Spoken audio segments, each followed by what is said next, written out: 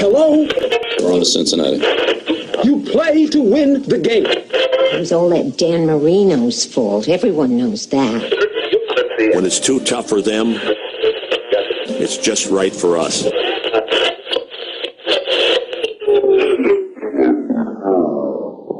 Covering the New England Patriots, Miami Dolphins, New York Jets, and the Buffalo Bills. 180! 180! Kyle Smith. What kind of defense is it? Because they're disguising their coverage as late. Julio Jones, Chris Hogan, identical stat line. Gary Smith. Percy Harvin threw a dumbbell at him down the weight room. Kyle, please, my butt. AFC East Bros Podcast.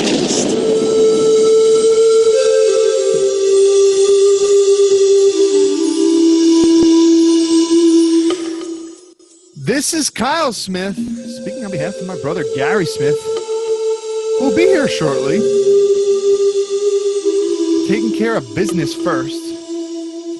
We'll be here to talk AFC East, as we do week in, week out. I think we missed 1 week in the past year, if that. But we look to be even more consistent than that. But anyway, I'm here talking to you. Phone lines are open. And I got a buddy on the line who I'm going to put on in a moment. But before I put him on, I planned on asking Gary this question. But I'm going to ask you, the listeners, this question. And answer this stuff in your head. What if I told you this? That the New York Jets drafted a wide receiver that was 6'2". What if I told you that this wide receiver was white? What if I also told you that not only is he white, but he's good looking? What if I told you that he's got a competitive spirit on the field? He's not your short, competitive white boy like Julian Edelman. No. He's a taller, competitive white boy. What if I told you that he was a mid-round pick? And what if I told you that he didn't have great vertical speed, but okay vertical speed? You might say, this is Eric Decker 2.0. And that is the idiotic statement that the guy on the line right now believes. He believes that Chad Hansen, the white boy wide receiver from California, surfs up, man. He believes that he is Eric Decker 2.0. And I'm here to smack that down for you. I'm here to bring you level-headed analysis right here. Mr. Kyle Fahey, how's it going? I feel like I just got smacked in the face. I feel like that's what happened right there. That is exactly what happened. Oh, okay. So you're well aware of it. Oh, yes. I've been hearing you. You know, I've been seeing the tweets. I've been, hearing you on Jet Nation Radio make this statement, and it doesn't hold any water. And I know Joe Blewett tried talking some sense into you, but like a lot of young people, you're stubborn. And I deal with stubborn young people on a daily basis, kids your age. And man, sometimes you guys just don't want to listen. Sometimes it takes a mistake for you guys to listen. And finally, you've admitted your Patrick Peterson transgression and your Jordan Jenkins one as well, Tom Bali. But anyway, Fahey, if you do think that he's still Eric Decker 2.0, go ahead and plead your case. I'll let you say it. I think he made all the points for me. An exception to Cali, because Decker's from Minnesota. Totally different type of white boy there. Okay, so you're really basing your entire argument on what I just said. I could. Dude, I mean, they don't – other than, like, the looks and the round and what they were drafted and all that kind of stuff, they don't really play similarly. When do you see – I mean, you very seldomly see Decker win on a 9 route, but if I had to take a guess, we're going to have Matt Harmon on. He just agreed to come on the show. Reception perception. If he were to do a reception perception route tree on Chad Hansen, I'm not sure that he did or didn't. I would have to assume that his most successful route that he runs is the 9 route straight down the field. And that's not Eric Decker's most successful route. I think that we can agree with that wholeheartedly. That's not even in Eric Decker's top 5 best routes that he runs. Okay. Well, what I'll say about Chad Hansen's route tree, you're completely basing that off of what they ran at Cal, that bear raid offense, which hard time translating to the NFL for like quarterbacks and offensive linemen, but for wide receivers, it could turn out well just based off what they're set to do there. But I don't know if he's been asked to run certain routes. I don't think we can go ahead and judge him and say that he can't do it like some people were doing on Twitter. I know you haven't said it on the show, but give him a chance. I think White definitely is the biggest factor in the Eric Decker comparison. I feel that's the biggest factor by far. So you're still go ahead and you're still basing your argument on, well, we haven't seen him run those routes with consistency, so we don't know that he can't do it. But you're making a player comparison. You're saying 2.0. You're not even just saying like, oh, he's similar to him. You're saying, no, this guy is a carbon copy, just a slightly different facial structure and whatever, and different college division that he played in. But you're basically saying like, oh, well, maybe he can do that. The fact is that he just wasn't asked to do that at college. But the fact is, if you're making a player comparison, that's not what he does. So I don't think it's fair to make such a comparison. I think they're both bigger white guys who are red zone targets and I think can feast in this Jets offense. And there's where you're wrong again. You're saying, and they are both red zone targets. They may be in different ways of red zone targets, but they are both red zone targets. I said 6'2". Now Decker's like 6'2". Now Decker's like 6'3". Okay, but notice how I refrained from talking about the weight. You said that Decker's bigger. Yeah, Hansen is a big-bodied receiver. Quote is what you said last night or this morning. Give me a break, dude. 202 pounds. Broad shoulders. He's got bigger hands and he's got longer arms than Eric Decker. I mean, Decker's got weight on him, and Decker's got maybe point something of an inch. I think he's just barely at that 6'3". Who the heck, when they're talking about body size, because if you want to compare muscle structure too, Decker is much more shredded than Hansen is. I guarantee you. That could change in the NFL. I guarantee you. He hasn't seen an NFL strength coordinator yet. Dude. It's a big projection to say that this guy's going to gain 15 pounds in the NFL. That's a huge, huge projection. Lorenzo Molden dropped 10 pounds this offseason. Oh, and how'd that work for him? Tell me. No, dropped 10 pounds this offseason. Oh, but he gained weight last offseason, and I'm asking you the question, how did that work for him? Hansen's best route is the 9 route, right? Straight go. He's already not that fast. You make him gain 10, 15 pounds, he might even be slower. All of a sudden, I don't know if that's his best route. What is his best route then? I personally like him in the red zone. Give him a high position pass, and I think he can work. I think that's what he's personally best at. I think that's where he'll thrive in the NFL. So his best route is a fade in the end zone? Sounds Eric Decker like to me. Oh, please. No, Decker doesn't win on fades in the end zone. Oh, he did against the Patriots in overtime. That was a corner route. It wasn't a fade. Oh, come on. It's not the same route. Angles. That pass was from 15, 20 yards out. A fade is when you're, with 5 yards within and you just toss it up to a big body guy who's going to use his vertical, high leap and high point the ball ability to go up and get it, a la Brandon Marshall. That's not what Eric Decker does. So are we saying that he's more like Brandon Marshall than Eric Decker? No, not at all. You're the one who's saying that, his best route is a fade, which I'm smacking that down. Give him the position to make a play in the end zone, like Decker, and I believe they will make it. And they're both white, and they're around the same size, and a little difference in weight. But now that's just where I'm going to leave it. Now, here's what I'll say to you. I actually don't think he would be bad at doing that, but I'm not a fan of running fades in the end zone anyway. They're not an efficient play. They just really aren't. It's almost a 50-50 ball when you do that, and you're always leaving yourself up, to potentially get intercepted as well. I'm not a fan of fades at all in the red zone. I'd much rather run a pick. Pick routes is where Eric Decker won with the Jets. And Changeli, especially his first year, because obviously Decker didn't really play last year, was very effective at running pick routes to scheme Eric Decker open. And Eric Decker is a very subtle, patient route runner that he was very good at running off the pick route and finding the open crease to the end zone. And by the way, he also relied on Brandon Marshall a lot for that to help get him open. That's – no? No, I said, yeah. Oh, okay. So, but I do think Hansen is good at going up and get the ball.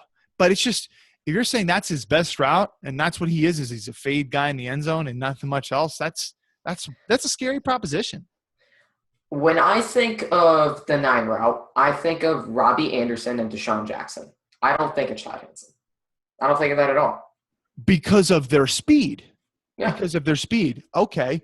But I'm here to tell you that yes, although he's not as fast as those guys, and that's why I have a big question mark about him in the NFL. I don't know how good he's going to be because that was pretty much the only thing that he was really effective in college. But 4.53 in the NFL is not very fast, and pretty much every corner that he's going to be going against, playing on the boundary, is going to be able to run faster than that. So, that's why I think he'll be most effective in the red zone, where you can push off, you can get high up.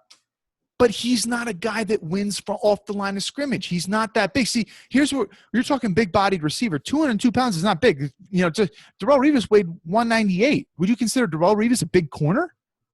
Not height-wise, no. Okay. Well, no. I don't know other comparable weight sizes for corners off the top of my head.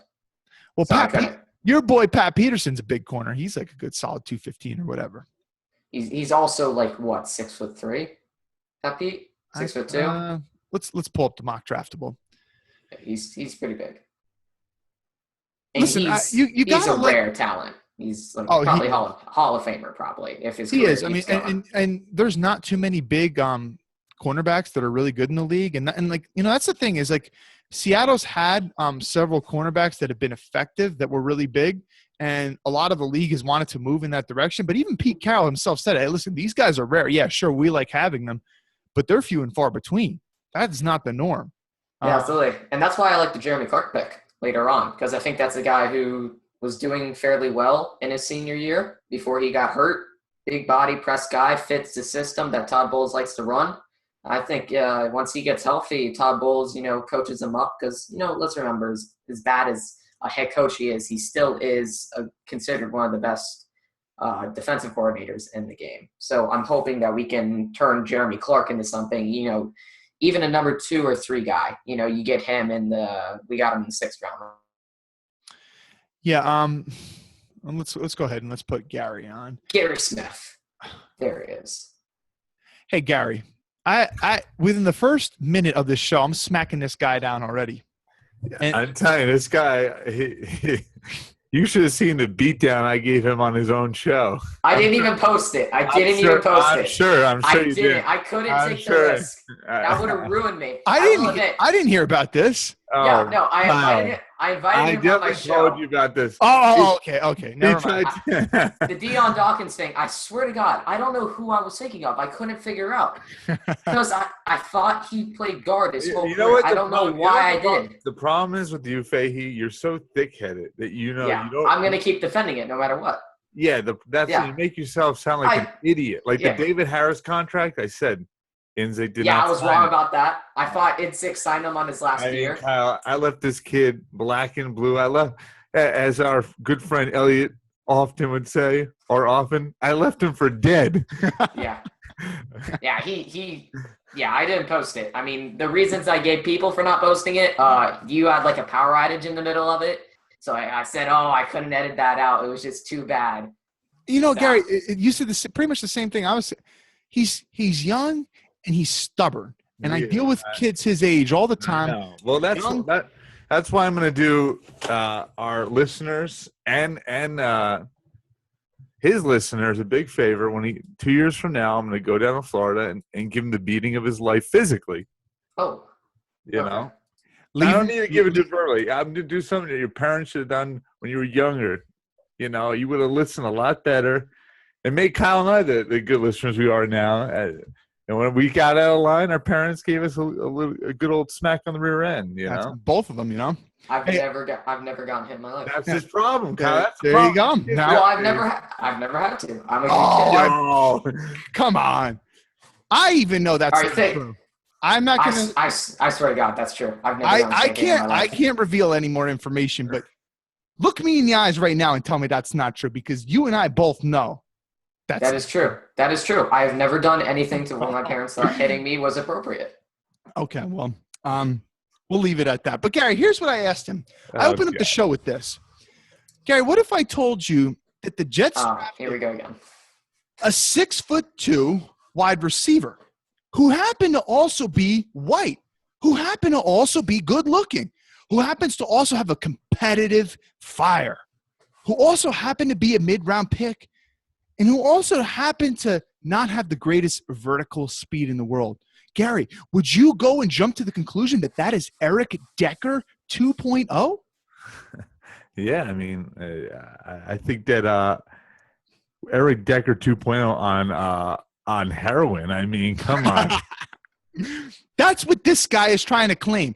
Based off of those superficial looks. I can't stand Fahey's comparisons. I mean, I'm doing it just to piss you guys off Jet now. player they draft, he thinks let me compare him to an elite player right away. It doesn't matter. Oh, have you heard my new one? Elijah McGuire to Leon Washington? I haven't really watched enough McGuire to really even be able to say much about I legitimately think, though, that's fair. I think that's a fair comparison now. Eric Decker 2.0, come on now. I've already smacked him that. Listen, they win in different ways. Gary, you and I, we've already stated this ad nauseum. His best route is the 9 route. And Decker doesn't win on those types of routes. No. Decker wins mostly from the slot. Crossing routes is Decker's forte. Gary, if you were to pull out the route tree, and let me go ahead and let me pull up a route tree. Pull it up. You know what? Eric Decker is the best way to describe him. He's like a basketball guy that boxes people out to get the ball. You know, that's the best way Decker wins. He's not going to create separation. He's not going to. 9 times out of 10, he catches the ball when guys are glued on him. And the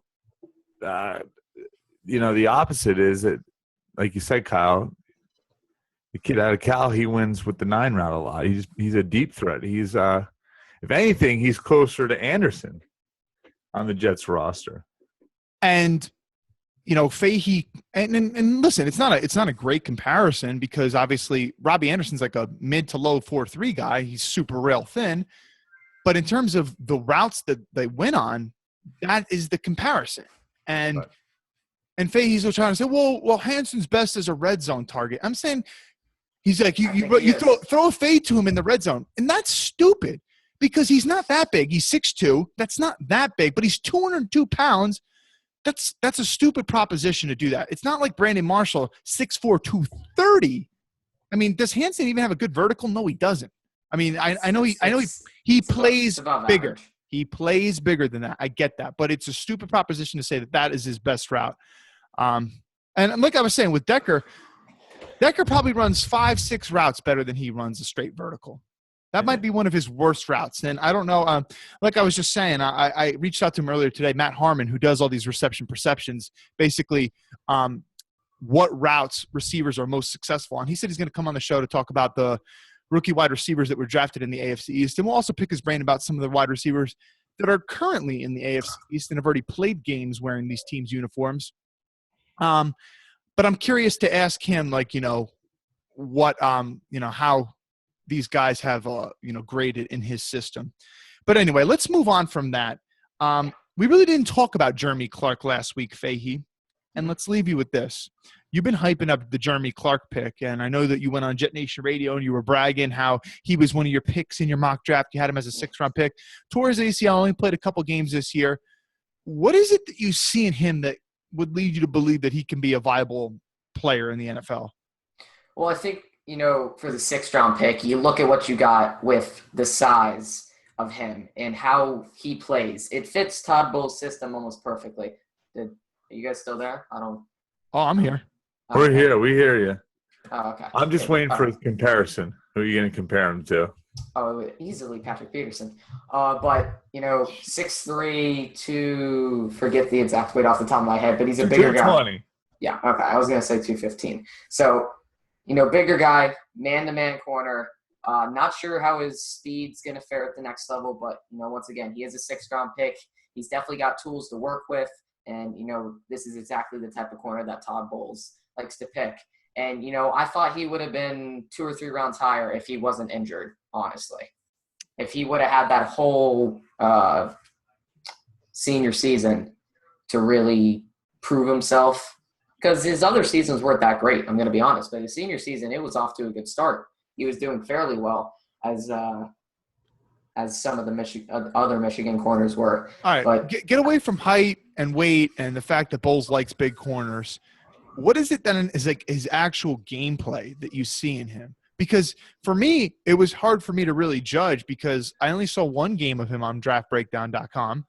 I don't have access to all 22 tape, although I think I might be starting to find ways to get that for college tape. It's few and far between. And the one tape that they have of him is only 2 minutes long. And it's even to begin with, it's hard to evaluate corners when you don't have the regular broadcast angles because you can't see them the entire time. You can't see them all the way through the route. So I don't know what tape you've seen beyond that. But anyway, what is it that you like about his game? Because there's very, very little tape on him. Basically, I saw a bunch of GIFs of the angle of it, the big angle. I forget the name you used for it, but yeah, I like how at the line he's strong, and I think that's absolutely the best game that he possibly has because I do think he'll get beat by guys like Robbie Anderson in the NFL. I think that's why he probably would have been a 4th or 5th round pick, depending if he was healthy. He's strong at the line. I don't think you're going to beat him there. I think you're going to have to beat him vertically. So I feel like he's one of those guys that's going to come in, be your 2, 3, and just stay basically within that 25-yard range, not going deep. So I think the strength at the line with his size, it's hard to beat. Gary, have you watched any of this guy yet? No, I've seen, like you said, I've seen a few GIFs or GIFs on the kid, but I haven't seen a full game of him. Did you say GIF? I said GIF or GIF, and it's GIF. It's GIF. Just okay. Out there. Well, listen, Kyle. I love how Kyle Fahey's trying to correct me on speech. Listen to when Kyle Fahey says "with." There's an F on it. With.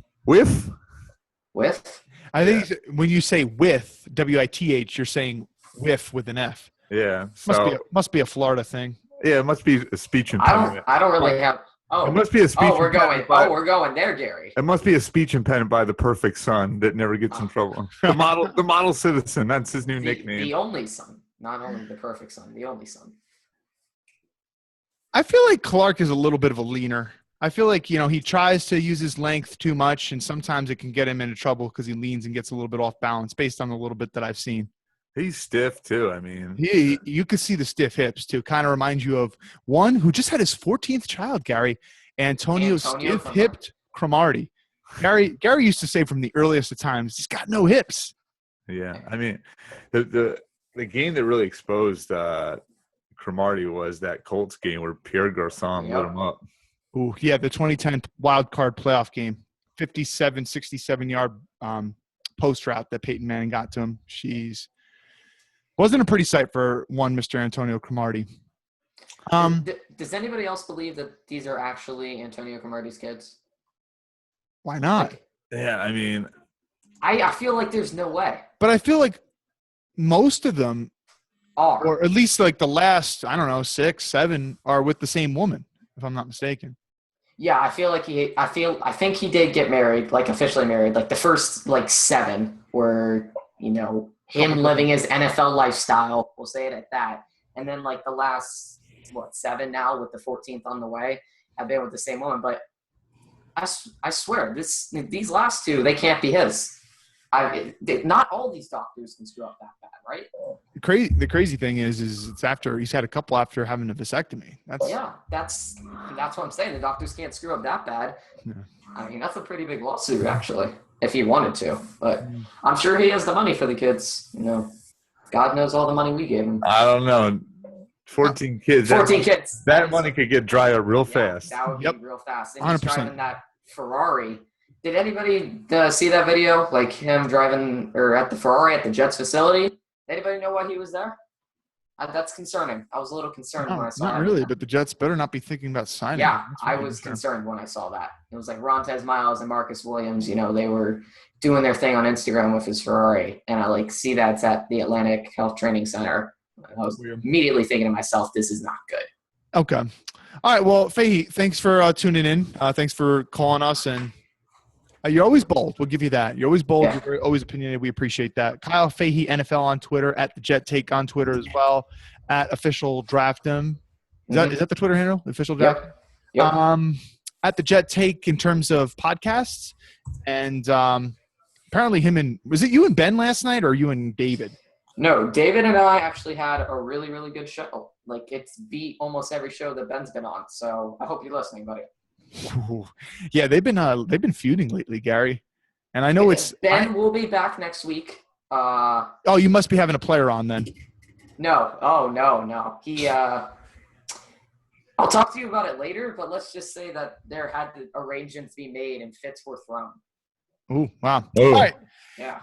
Jeez, bad blood on the air. All right, Fahey, take care. All right, guys. Thanks for having me on. He's an interesting guy.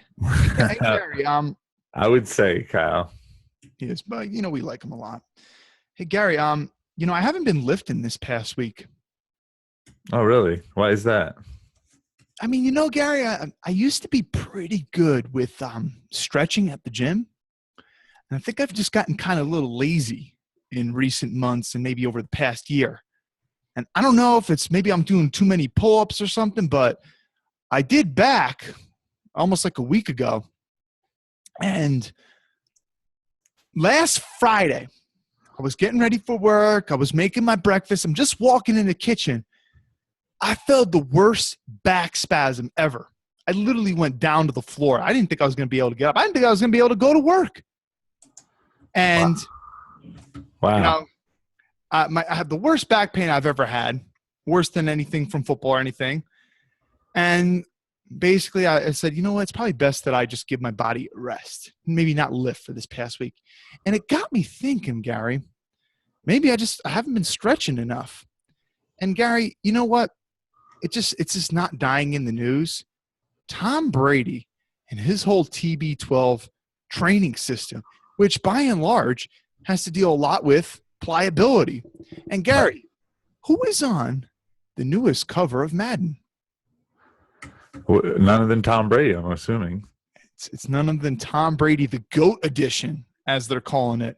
Oh, wow.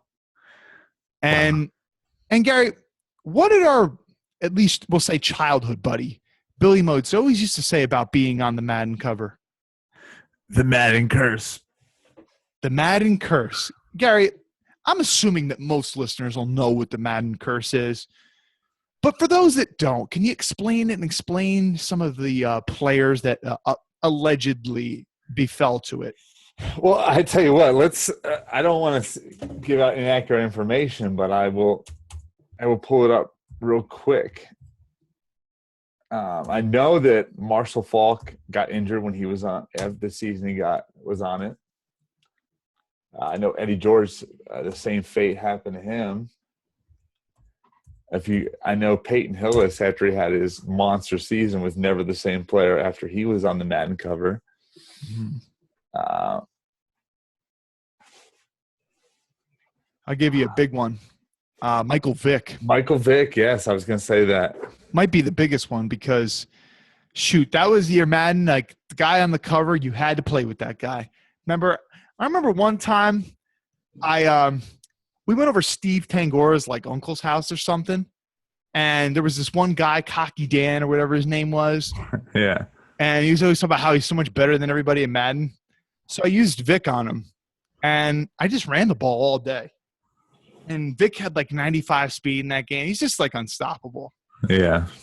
And it was so easy to run with the quarterback that year. I mean, Vic like fractured his leg and only played like 4 games that year.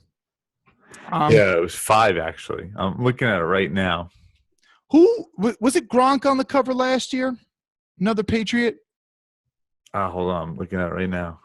Yeah, Rob Gronkowski, Kyle. And what happened to him last year? He's injured, man. He was wound up on IR. And the Pats ended up winning the Super Bowl without him. That was a big speculation. Oh, the Patriots will never win a Super Bowl without a healthy Gronk.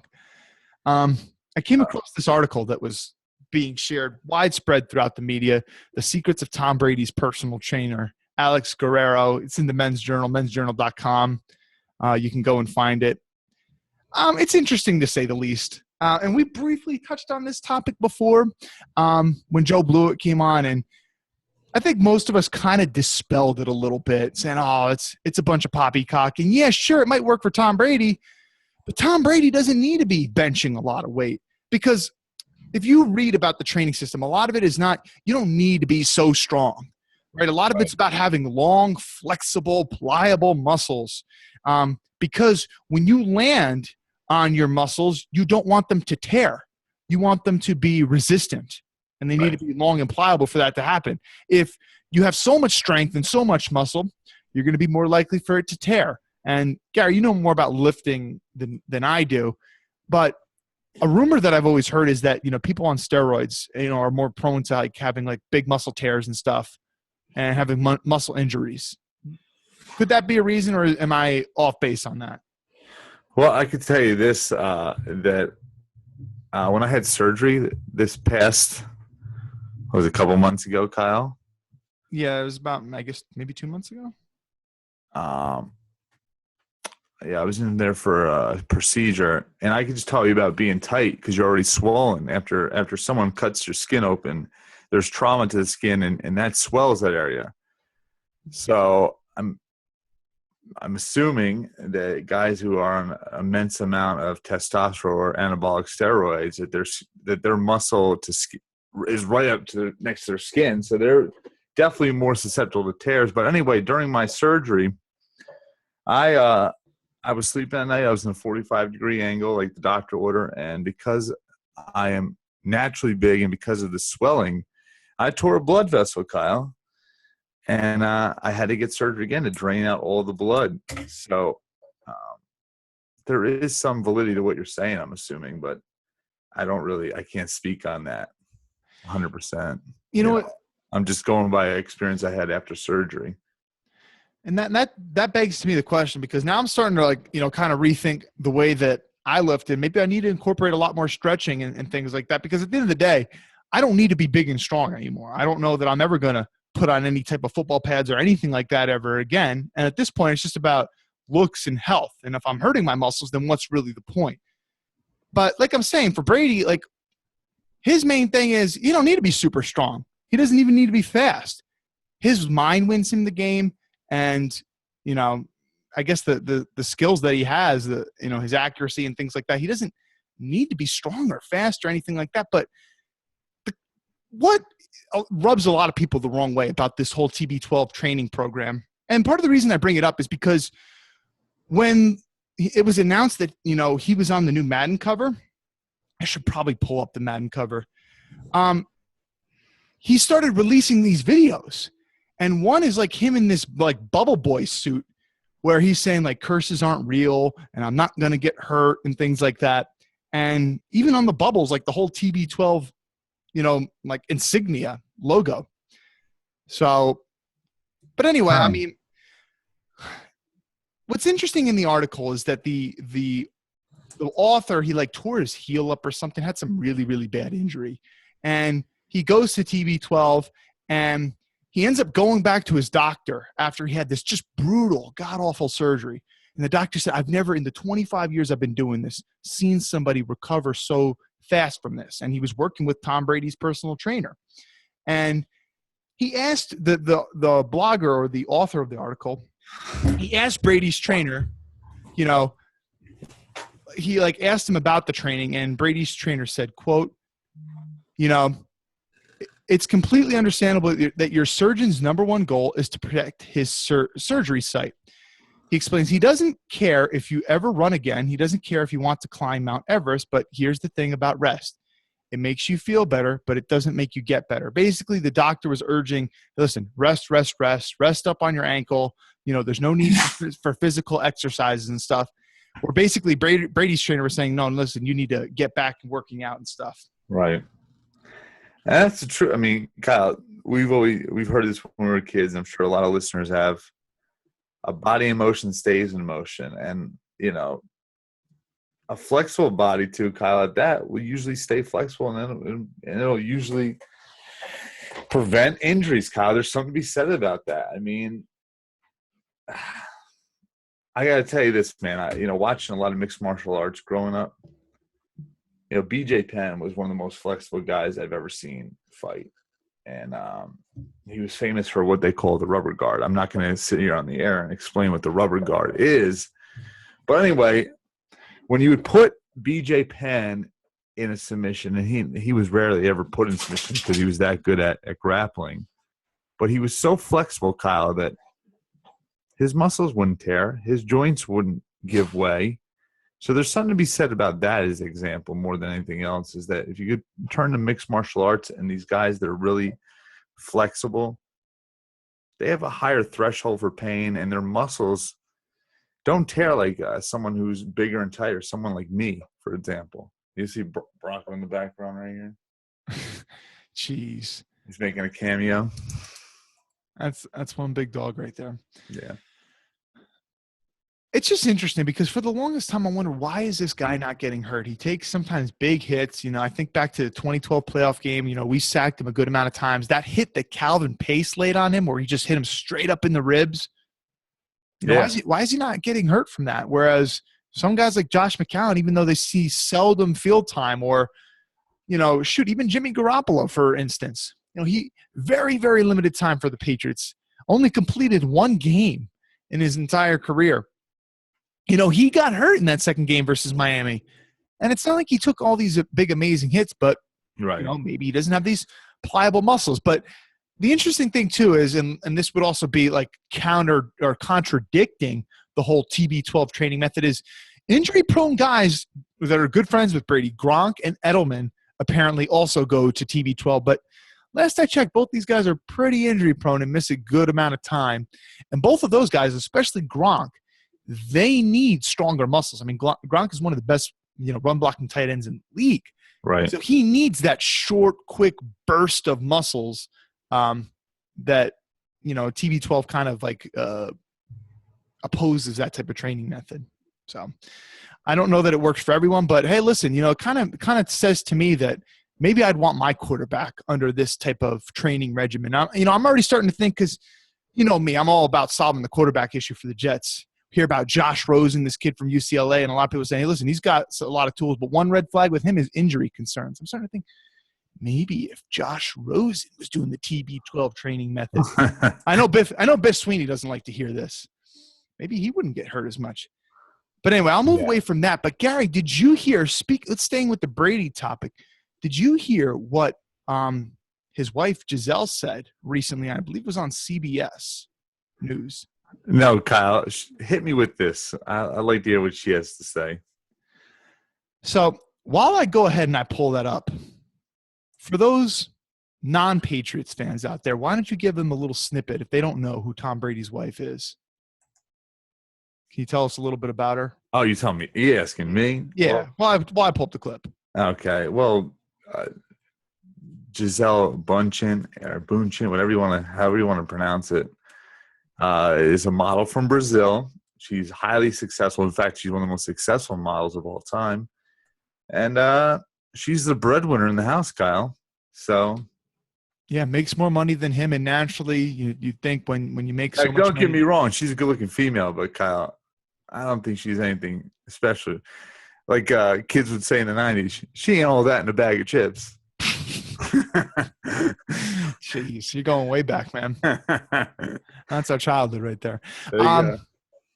But yeah, she's a pretty outspoken woman, no doubt about it. And here's what she said in an interview recently. Admits Tom Brady had a concussion in 2016. The retired supermodel chats with CBS this morning about her desire for her husband to say goodbye to football. He had a concussion last year. I mean, he has concussions pretty much. I mean, we don't talk about it, but he does have concussions. And I don't really think it's a healthy thing for your body to go through like to that kind of aggression, like all the time, and that could not be healthy for you, right? Despite her concerns, the Patriots quarterback isn't planning on quitting anytime soon, but that doesn't stop Gisele from trying. I'm planning on having him be healthy and do a lot of fun things when we're like 100. All right, so Gary, what are your thoughts about that? I mean, listen, Brady's clearly not saying this information. If you're Tom Brady, put yourself in his shoes. What is your reaction to this? I'm telling that woman to shut her mouth up right now and don't be saying anything that's going to get me yanked out of the game. But if I'm like I said, if I'm an outsider and I hate Tom Brady, which I'm not saying I do, wink, wink. I'm saying go, Gisele. Keep in that man's ear. Keep spewing out all that information. Because shoot, I want this guy to retire too. Whether it's by him walking away from the game tomorrow on his own free will, or out on a stretcher. We need that guy out, Kyle. Absolutely, we need him out. We've been suffering for too damn long. You know the old saying, when you can't beat them, join them. Well, we ain't gonna be able to join the Patriots. We ain't doing that. But I am disgusted. By the way, I gotta say, I want to just point this out. Now it's the weather's nice and everyone's wearing reverse baseball hats. I can't believe how many Patriots hats I'm seeing around this area, Kyle. Oh, jeez. And these are fair weather fans. Yeah. I mean, I guess the problem for them is, well, you know what? Once they don't win a Super Bowl, once they only get to the conference championship, you'll see less of those hats, because the conference championship's not enough, even though the Patriots go there 5 years straight, probably 6 years straight going on this year. But yeah, I remember seeing some guys at the gym. It's just like right after they won the Super Bowl against the Seahawks, Patriots shirts. Like, really, I've never ever seen you wear a Patriots shirt before. Anyway, but yeah, we'll take it any way we can get for him to get out of the stand division, because at this point we're just waving the white flag. Yeah, it would be better to remember when we were talking when Brady was suspended and he was supposed to go against the Bills week 2 of the 2015 season. You were saying, listen, I want to play against Brady. I want to beat them when they're at their best. I do. I mean, I ideally, but at the same time, you also got to be rational about it. Of course. I mean, enough is enough. I mean, these guys are beating a dead horse by winning all these games and taking all these Super Bowls. Come on, let someone else win. But he wants to cement himself in the record book so nobody can ever touch him. I mean, listen, at this point, he's only one above Bradshaw and Montana. It's not crazy to think that somebody else could get there, but you got something so good working out for you. If you can push it and get 2, 3 more Super Bowls, you're going into uncharted territory that nobody ever might be able to reach ever again. I know, but it's got to come to an end soon, Kyle. It has to. And I'm hoping it's real soon. I feel like a broken record, Kyle. These words out of my mouth don't mean diddly poo right now. Or like our good friend Nick Babylove would say, it doesn't mean diddly squat. So every year I'm saying, hey, this has got to be the year. This has got to be the year he shows age. Every year I'm proven wrong. So I'm not saying another damn thing about Tom Brady. I'm just going to let the chips fall what they may. And Kyle, I also got to tell you this. This is the first year in a long time, where I am not hyped up or crazed about the Bills. In fact, Kyle, I've got to tell you this right now. I told my girlfriend on the couch the other day, I'm not expecting anything. I'm keeping my expectations very low, very modest, so I don't psych myself up. Now, usually at this time, I'm watching player videos and watching highlight clips. I am doing none of that right now. Wow. So my expectations are real low. So the only thing the Bills could do this season is surprise me. That's it. I guess there's a reason why we're brothers. We might disagree on what team we like, but we're really in the same boat. And 2 years ago, Bowles' first year, I predicted the Jets to go 10-6 that year. Last year, I didn't think that. I probably said 8-8 was my prediction, I believe. Didn't believe that they're making the playoffs, but I was still excited. I was excited to see another year of that duo of Marshall and Decker, to see Leo Williams in year 2, to see this, vaunted defensive line. I was excited to see hopefully some growth. I have no excitement this year. None. And we're playing against you week 1. And I might not even care if you guys win that game. And that's crazy to think because everybody turns out for their team week 1. There's nothing else like week 1, man. You're undefeated, clean slate. But I'm kind of the position like, hey, listen, everybody's hyping up the quarterback class already. I don't know if there's going to be a good guy, but I would be willing to take 0-16. Tie us up with the Lions, put us in the record books for ineptitude. So what?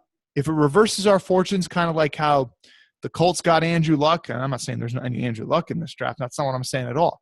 But you would take a 2-14 season if it means getting Andrew Luck.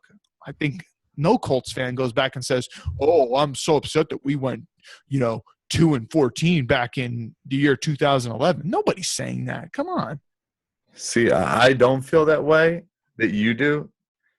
Don't get me wrong. I want the Bills to have a high draft pick next year, but I don't think it necessarily has to do with our record. I think we can use that other first-round pick as a bargaining chip to creep up in the top 10. So yeah, I do think you could. Yeah.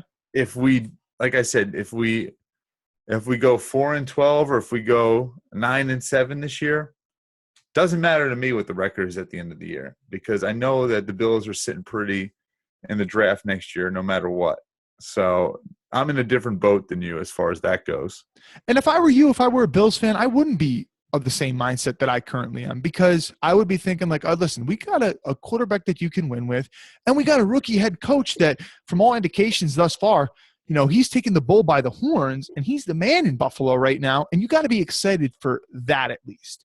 So I wouldn't be rooting for losses, but you and I have no faith in Bulls at this point.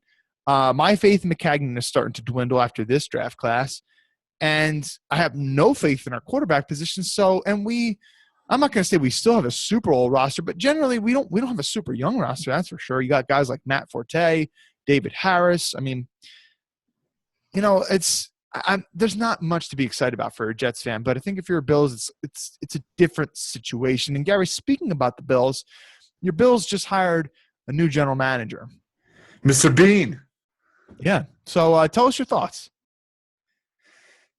I like it. I like it because there's good synergy between him and McDermott already. I mean, also, you got to like the man's work ethic, too. There a lot could be said about that. I mean, here's a guy that started out in 98 in Carolina just as an intern, and worked his way up all the way up to assistant GM. And so there's a lot to say about how hard he worked. And here's another thing, Kyle. We always mention, you and I are very, very, very fond of mentioning the Pittsburgh Steelers and the Green Bay Packers, a team that doesn't go out and make the big splash in free agency. Yes. But we rarely ever mention the Carolina Panthers. And over the last 5 years, that franchise has had a lot of success. Mostly has to do with the fact that Cam Newton's behind the helm. Mm-hmm. But when have the Carolina Panthers went out and made the big splash on free agency? Name me it. Quite the contrary. I mean, they've let big name guys walk like a la Josh Norman. And even some of their big name guys now. What the heck is that defensive tackle that they have? I mean, he was a 5th round pick. Yeah. Here's a guy, a perfect example in WGR, and I wasn't even aware of this, was a guy by the name of Mario Addison. Mario Addison was a guy that was on the practice squad of the Washington Redskins, and they saw something in him, and they pulled him off, and he just got a fat extension after this season. I mean, so the Carolina staff is one of those underrated staffs that we always say. Kyle, you've known me for so long as far as me being a Bills fan. I always say that you need to draft well. Making cool moves in free agency is always exciting until when you get into the season and they're not working out for you.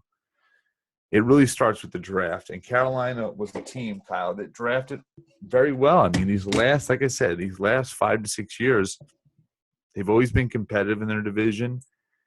And, they almost reached the pinnacle, a year ago. So, weren't they the favorite going into the Super Bowl? Yeah, and I thought they were going to win it. I was hoping, actually, because there was a guy who used to come in the car wash that was a diehard Broncos fan. Oh, yeah. I remember talking to him all the time, bringing his 2 young sons, right? Yeah. And his one young son couldn't stay away from those damn mints. That's true. Yeah, but I wanted to see nothing more than those Broncos lose that game. But either way, that's water underneath the bridge. Bottom line is this, though. I'm excited for this guy. The story about how he came to Buffalo. Here's a guy, Kyle, who lived in Carolina his whole life. And he's sitting in bed with his wife, and Sean McDermott texts him. I forget what the text actually said, but after he read that text, he's about to go to bed. He looked at his wife. He saw a text. And he said, "I'm gonna take that Buffalo job." So, the working relationships there. This is Sean McDermott's team. Like, no bones about that. But if you could work with someone, and if you already have good rapport and good synergy with them, it's a winning recipe. I always think the best head coaches usually work well with GMs. Yeah, it's interesting. He was and like you said, he grew up in Carolina his whole life. I didn't know that. That was an unknown fact to me. But one thing I did know is that he was the GM in waiting to Dave Gettleman. Now, Dave Gettleman is an older guy, he's mid-60s, if I'm not mistaken. So you have to wonder, maybe the end of the line could be somewhere near for him. But at the same time, you also don't know that for sure. And what if you got new ownership or something like that? Or what if you just were so bad for like a couple years straight, and somebody, the owner or something just decided to clean out everybody within the organization? It's no guarantee that you'd eventually get that GM spot. And the analogy that I can kind of think of myself was, I knew that I wanted to be teaching in this current school district that I do teach in. But I was getting like offers and going on job interviews for other places, even though I knew what my preference was for a variety of reasons, because I already taught there and I was comfortable with that type of demographic of students and stuff. But it was kind of like, I'm going to take whatever I can get first, because there's no guarantee that that other thing will come, and I'm not going to pass up on this. So I can see why Beane would take it. And another thing that people have also said that I guess kind of appealed to Beane was the Pagulas. And one thing is for sure is it seemed maybe it's certainly, to me, it kind of seems like Terry doesn't kind of totally know what he's doing. Kind of like how Stephen Ross might not have known what he's doing. That doesn't mean he's not trying. And one thing that Pagula has more so than certainly Woody Johnson, but obviously Ross is one of the richest owners. He's got a lot of money. Probably, the richest owner in the league. And the Pagulas are willing to spend. So that's something that is also appealing to a GM. Not only that, I think that you bring up Woody Johnson. I'm not just trying to do this because he's the Jets owner. How active is he in the organization? I mean, as of lately, he's been a little bit more active, but now he just took a role as being the ambassador of England. Yeah. So, now he's kind of stepping back again.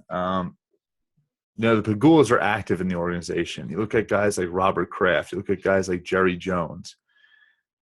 Guys that are totally embedded, and this is their first love. And that's it with the Pagulas. They are totally all in about the Sabres and the Bills. So, that definitely is appealing to a GM as well. Yeah. Because think about it. Terry and Kim will give Brandon Beane and Sean McDermott the resources they need. If Woody Johnson's not readily available for Mike McCann and Todd Bowles because he's doing other endeavors, it makes it hard. I think Terry Pagula is a phone call away. And I know that I might be totally wrong and Woody Johnson might be a phone call away, but it just doesn't seems like he's more active in other ventures than just being the owner of the Jets. Well, certainly in years past, he was very hands-on, and that actually was to the dismay of many Jets fans. I certainly didn't like that. Like, hey, listen, you're not a football guy, Woody Johnson. Clearly, you don't know what the hell you're doing. Lay off. But now it seems like, hey, listen, for his whole political, like, hey, listen, I've made a whole bunch of money. I own a pro football team. I still own the pro football team. Let me do my service to my country and serve my country now. So, yeah, it certainly seems like now he's kind of getting away from that. I have to ask you this. Now, oftentimes we know a lot more about players, certainly. We know a lot more about coaches than we do about front office guys. So oftentimes when GM searches happen, like when the Jets were looking for their GM a couple years ago, and even a couple years before that when they were looking for Idzik, you start reading about some of these names and you're like, I really don't know too much about this guy. And the amount of articles and stuff about them are few and far between. You don't see them on TV. So I have to assume that you didn't know too much about a lot of the candidates, the potential candidates the Bills were interviewing, but was Beane your number one candidate that you wanted? I would say yes, only because of the relationship with McDermott. I think that's what bumps him up for me. I think that because day one, Kyle, there's no feeling out process. It's day one, they hit the ground running, these two together.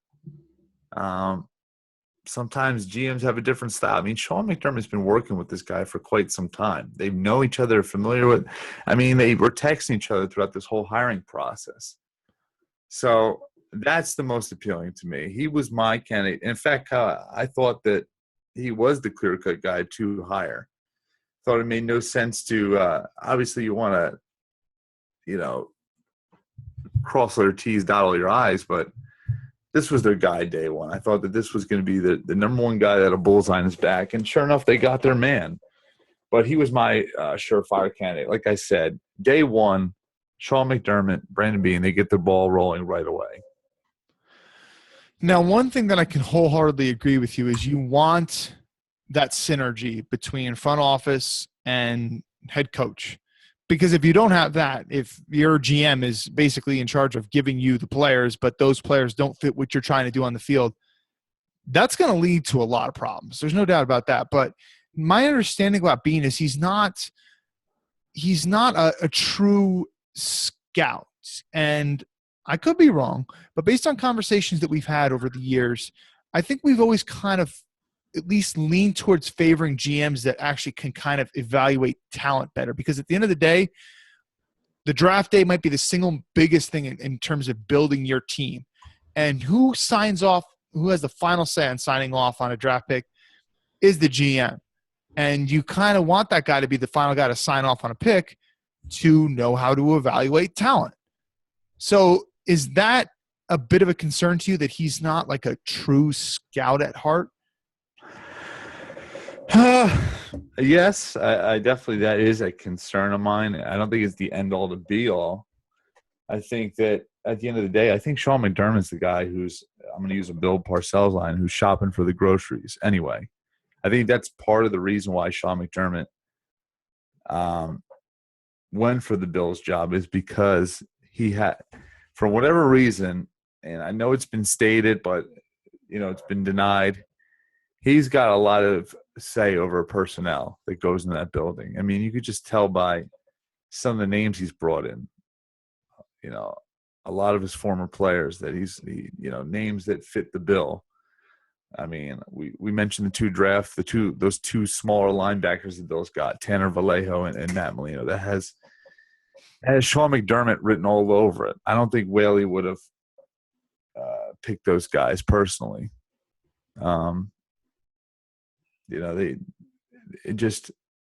This whole team screams Sean McDermott when you look at the roster, the people they brought in this off season. Yeah.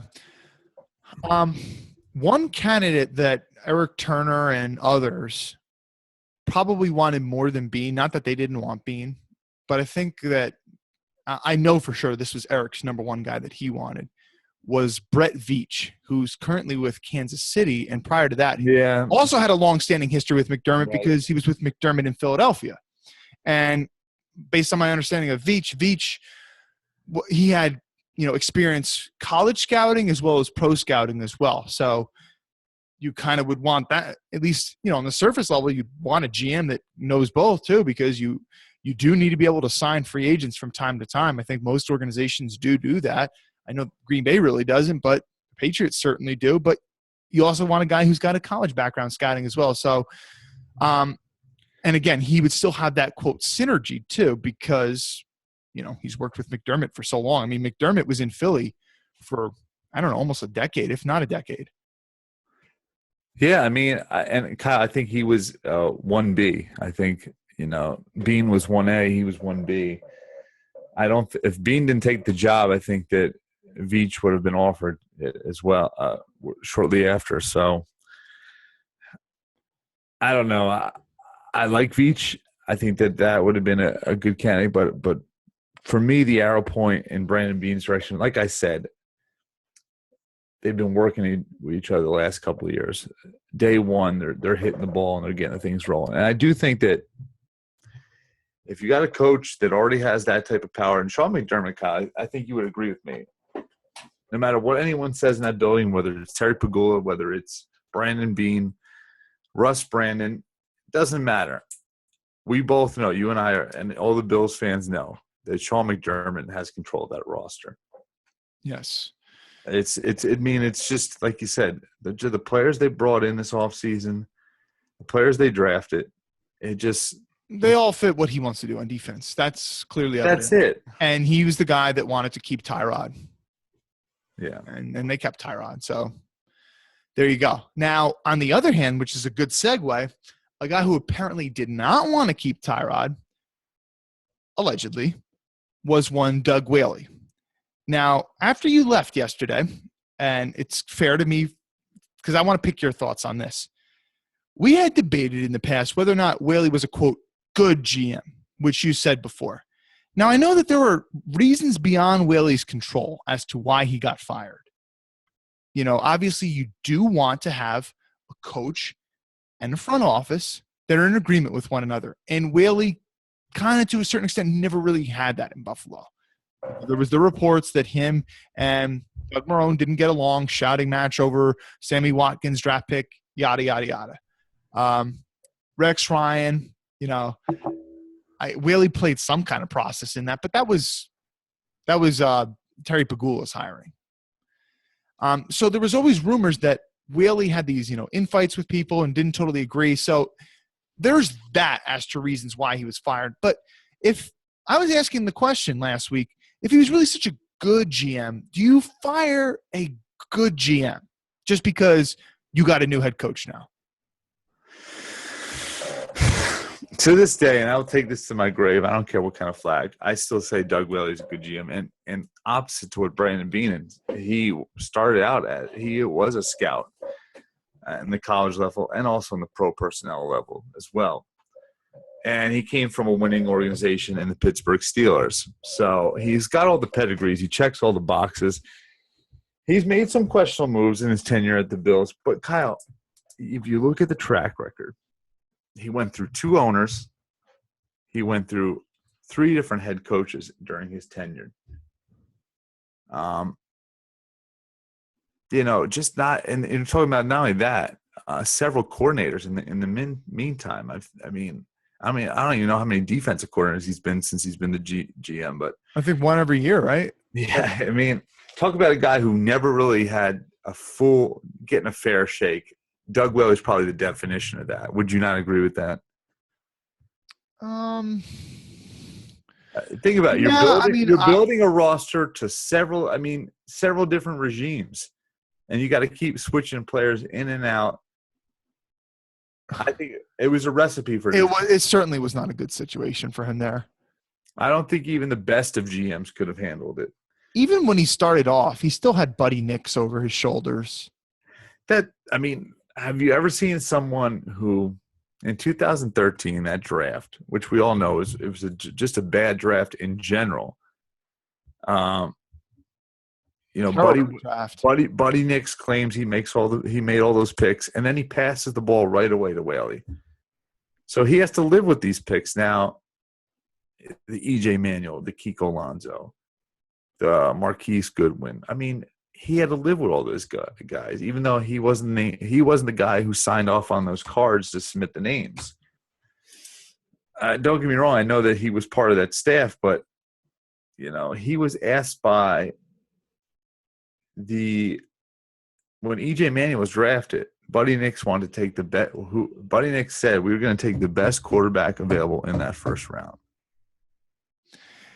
Now, obviously, Nix signed off on that decision. He had final say. He's the one that, quote, turned in the card.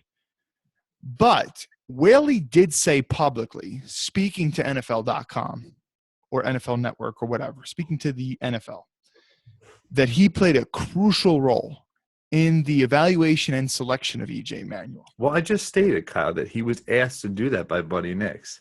Buddy Nix said to him, I want you to pick the best quarterback and evaluate the best quarterback and that's who we're going to go with in the first round. Now, keep in mind, there was an immense amount of pressure from Bills fans and also the hierarchy to get a quarterback, to get a franchise name. And it was a hasty decision because it wasn't the best player available. In fact, none of those quarterbacks were worth a first-round pick, especially E.J. Manuel. Yeah, if you talk about the E.J. Manuel selection, you do have to put more of it on Nix because Nix was criticized his entire tenure for not solving the quarterback problem, and Nix was kind of like, well, that's what I'm going to do before I leave here. So he basically put himself in this position. We're going to select the quarterback in the first round, and we're going to deem it to be whoever the best person that we can be. That's who it's going to be. And then the Bills even told you that they didn't think anybody was really worth taking at that spot. And that's why they tried so hard to trade back and did trade back with the Rams, who ended up selecting Tavon Austin. So that kind of showed you that the fact that the Bills were willing to move back 8 spots but still wanted to select, quote, their guy, you can't really be that high on him if you'd move back 8 spots to select him. I mean, listen, the Bears must have been pretty high on Trubisky to move up 1 spot to select him because you didn't think that the Niners were going to take him. You were scared that somebody else was going to jump you to get him. But you wanted him so bad that you weren't even willing to risk waiting 1 pick. You tossed a couple, third-round picks or whatever? It's crazy. Yeah, I mean, like I said, what could have been, I think in better circumstances, I think Doug Willie would have been a good GM. I mean, give him 1 staff, maybe for 4 years, not hiring, firing different coordinators. I think he would have prevailed. There's a lot of moves that, he made that was really well. I mean, we always point to the Jerry Hughes trade, which has to be one of the best steals in the last 4 seasons, to trade what they got, the caliber of the player that they got for Calvin Shepard. I mean, come on now. Dude, there's not too many player-to-player trades that go on in the NFL, period. But over the last 5 years, you probably couldn't name – he probably has the best 2 player-for-player trades in the last 5 years. There's a lot of things he did. Kiko deal. There's a lot of things he did right. Not biting on the big Jarvis Bird contract.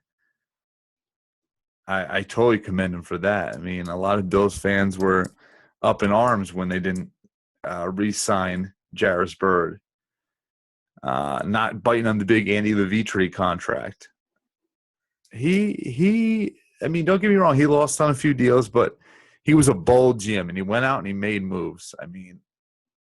And he was an active GM, and he was – one thing I got to say, Kyle, about Doug Willie, what I like more than anything else, he was constantly scouring the waiver wire. And the Bills – since he's been the GM, I've never seen any front office be as active as he is, as moving players around, picking up players.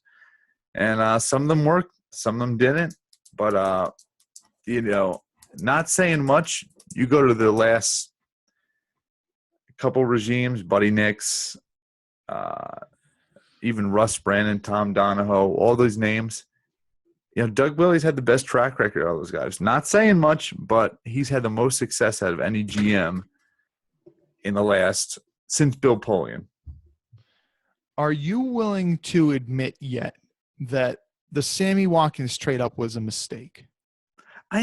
First of all, Kyle, you could go back to the tape. I never was a huge fan of it, but I said no one's denying, and this was my whole argument to every one of the listeners out there.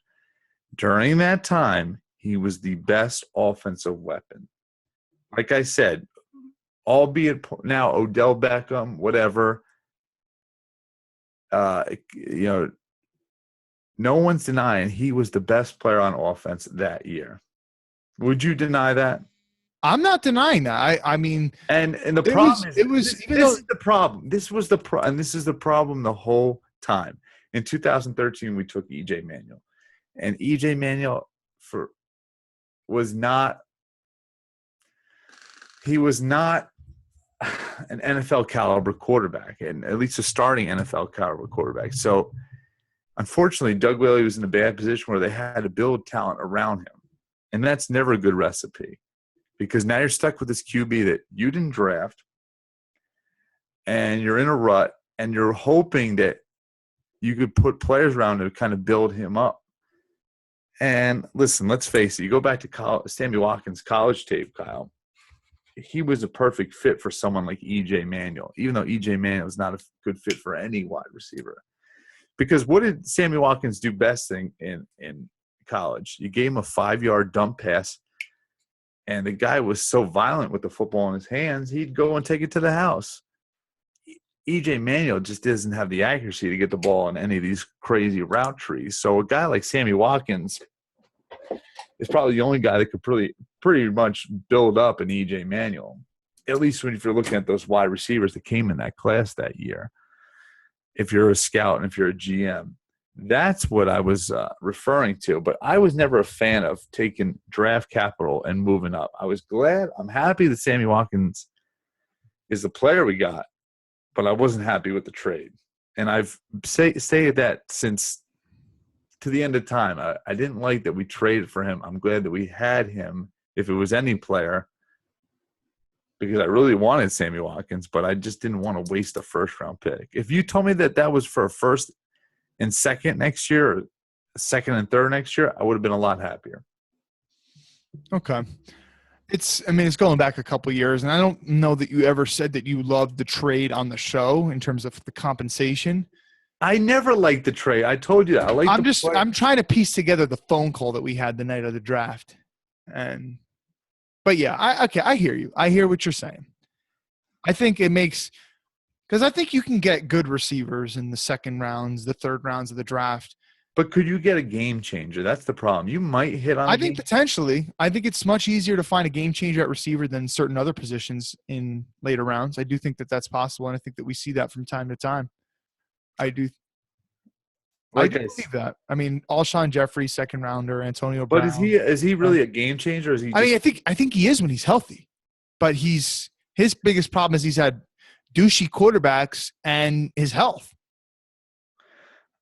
I would disagree with you on that. I don't think here's a guy, his whole career, he's been in the seasons he was healthy, he didn't have Brandon Marshall by his side. So, there's another one, Brandon Marshall. He was a fourth rounder. Okay, but like I said, majority of the good wide receivers come in the first round, Kyle. And that's regardless. The first rounders for a reason. But how valuable are receivers to teams when you spread the ball out to multiple different guys? We all know that the quarterback makes the receiver more so than vice versa. Well, like I said, you're not. Let's put yourself in Doug Whaley's spot for a second. So pretend you're Doug Whaley, okay? You got the perm, you got the Jerry curls going, everything. Jeez. You get a quarterback that you didn't draft. Buddy Nix, his name is stamped on it. You got a quarterback that can't throw the ball. So you're going to try to Band-Aid him with the wide receiver that really doesn't require running the crate or having your quarterback have to do. Keep in mind, Taj Boyd was throwing Sammy Watkins the football in college, Kyle. Let me repeat that one more time. Maybe you didn't hear me clearly. Taj Boyd was throwing Sammy Watkins the football in college. And Kyle, you know how bad Taj Boyd was. He was on the Jets roster. Jeez. Yeah, for a little bit because he was And terrible. Sammy Watkins was pegged as the best wide receiver coming in that draft in college football that year with Taj Boyd throwing the football. So Doug Whaley's sitting back and he's thinking, if Sammy Watkins can do this with Taj Boyd, maybe he could do this, maybe E.J. Manuel.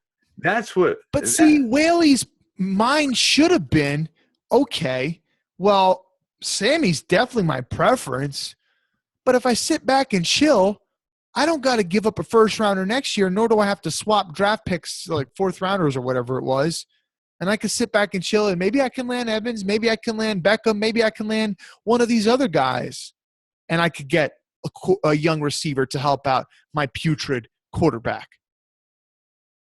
So I think you kind of like panic because, you got this fantasy of wanting to shore up and help out your young quarterback, but you had everyone knew that wide receiver class was stacked, and they lived up to the hype. So, still there? I think you muted yourself. All right, you muted yourself. Kyle, you're going around circles. That was the dumbest point you possibly could have made. Once again, you're talking stuff that we've talked about years ago. You're a genius after the fact. He went out and got the best wide receiver, and no one knew that Odell Beckham was going to tear it up. You're acting like Odell Beckham was a good wide receiver in college, but he's not nearly the player he is now. And same thing goes for Mike Evans and Benjamin as well. They didn't hold a stick to Sammy Watkins. You know, you're talking about a player that was 1A and the rest were like 1FHIJK. You know, they were not in the same realm as him coming out of college. They weren't. So you could say that, chill and get Ebron, chill and get Odell. Yeah, you would have looked like a genius after the fact because they panned out to be pretty darn good players. But coming out of college, no one had those guys ahead of Sammy Watkins. And trust me, I've looked for articles. I've looked for scouting reports. The consensus number one wide receiver and the cut above the rest was Sammy Watkins. Yeah, I think by and large, almost everybody was of that. No, like I said, find me an article. I think our buddy Jeff Lloyd, who came on to talk to us about wide receivers, I think Beckham was always his guy. Well, Jeff, and I like Jeff a lot. You know, he was maybe the 1 percentile that would have picked him. There weren't many. Let's transition a little bit. Well, hold on. Okay. You've been making a lot of subjects. I gotta ask you something. Okay. And then I gotta skedaddle. So on May 9th, there's an article came out by Tom Kerwin of CSN of New England. And he's basically stating, Kyle, I don't know if you could pull the article up, but he was basically stating that the Patriots might have to force Tom Brady's hand in actually cutting him later on down the line. All right. Do you know the headline of the article? It's a CSN article. Tom Kerwin. May 9th, right? Yep. I think I found it. By the way, I saw Tom Curran at the last Jets-Patriots game that I went to, and I called out his name, and he gave me a wave, and I think he was a little disturbed that I knew who he was. Guy wearing a Jets jersey, who knows who he is? Okay. So I got the article up. Yeah, so he basically saying how there's consensus that Jimmy Garoppolo is upset that he wasn't traded. And that they're refusing to trade him, make it seem like they might have long-term plans for Garoppolo. Mm-hmm. And they were also stating that the only person that might hold more weight in the New England Patriots organization is Mr. Bill Belichick, and he might have to be the guy who forces that move. Listen, if there's one guy who's got enough cachet, who's got enough juice to force Brady out of the Patriots organization, it's Belichick. I mean, we've seen him do it time and time again. Richard Seymour, eventually getting rid of Lawyer Malloy, fresh off the Super Bowl. I mean, the instances are numerous. You know, Jamie Collins last year, I still don't like shipping Collins, but I know you won the Super Bowl. But I think you made it much harder for yourself to win that Super Bowl without Collins. Did it do some type of shift in the locker room? Maybe. But I don't think that was a cancerous locker room to begin with. But anyway, Belichick doesn't give a bleep, does what he wants. But is Tom different is the question. Kyle, I learned a valuable lesson this week. Now, you know me. I've been in business for myself. And I've always made my own future. But one of my best friends, his also name is Tom, Kyle. And I think you've actually met him. My friend Tom. He's the general manager of Retro Fitness. I'm not going to give up the location, but he single-handedly built this place for the owner. I mean, the owner doesn't know how to turn a light switch without this guy, Tom. And Tom is the face of the franchise. People refer to him as the owner. They think he's the owner because of the way he presents himself. Doesn't take sick days. Doesn't call out. He's a model general manager. He's the guy that you would want running your business. In fact, when I sit back from afar and watch him work, I say, wow, that's stuff that I can implement. my friend Tom got sick. Okay. He had a bad stomach flu. And keep in mind, like I said, members ask him for his by name when they come to that building. He gets a phone call from the owner of the Retro Fitness, and I will mention his name. His name is Mitch Kurtzer. So if anyone's going to send hate mail or bash the guy, you have my permission. Because there is no loyalty, Kyle. I just realized that after 7 years, after blood, sweat, and tears, no sick days, never taking his holiday, never taking his pay, vacation days, the guy gets sick, and Mitch Kurtzer finds a good time to cut his salary and says, via phone call, doesn't even do it in person, we're going to let you go. Wow. Yeah, so I'm not comparing my friend Tom, to Tom Brady, but it's business. And unfortunately, this is ugly business sometimes. And, even Peyton Manning fell victim to his service with the Colts. Different situation, though. I mean, the Colts lucked into a transcendent talent at the quarterback position, Andrew Luck. And this is what this article is stating, that they think that maybe Garoppolo can be the next 10 to 12-year guy, 15-year guy. Yeah, I do hear all indications believe or saying that Bill loves Garoppolo and thinks that he can be that guy. And you're wondering, why wouldn't you? He's coming into his last year of his contract. You don't want to risk losing this guy for nothing. But the Browns were trying to give up the 12th overall pick and then a whole lot more. Listen, the 12th overall pick in the draft, and this was a pretty good draft class. That's a lot. Yeah. We're talking maybe a first rounder next year too. The Patriots said no thank you to that. And also the Patriots, they have a ton of salary cap, and they didn't even spend a lot this year. I think they have like 20-something million still on the books that they could spend. Pat's cap on Twitter, he could tell you exactly what it is. He's got it right as his username. A lot of people are saying that's the Jimmy fund. They're saving up some of that cap next year in case they can franchise Jimmy. Good point. So Kyle, then obviously they're not gonna spend a boatload of money on two quarterbacks. I mean, I know that Tom Brady, his salary, I believe, is not that high. His cap hit's not that high next year, but he's still getting decent coin.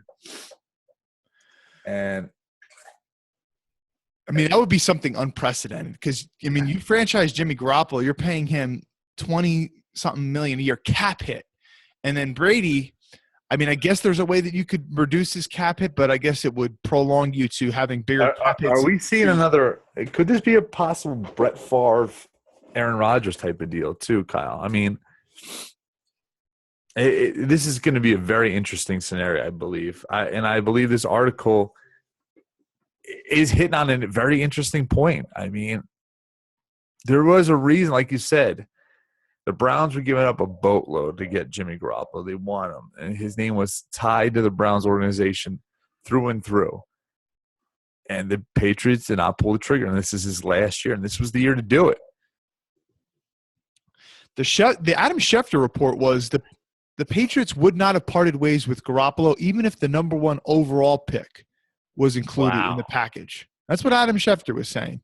Now, he kind of flip-flopped his opinion. I mean, he was of the belief a couple months ago that the Patriots would indeed deal Garoppolo. They would be willing to do that. But in the past couple months, he's maintained that not even for the first overall pick, a chance at Myles Garrett, would they part ways with Jimmy Garoppolo. So it's going to be fascinating to watch how all of this unfolds. Now, let me ask you a question. We know that Robert Kraft is absolutely obsessed with Tom Brady.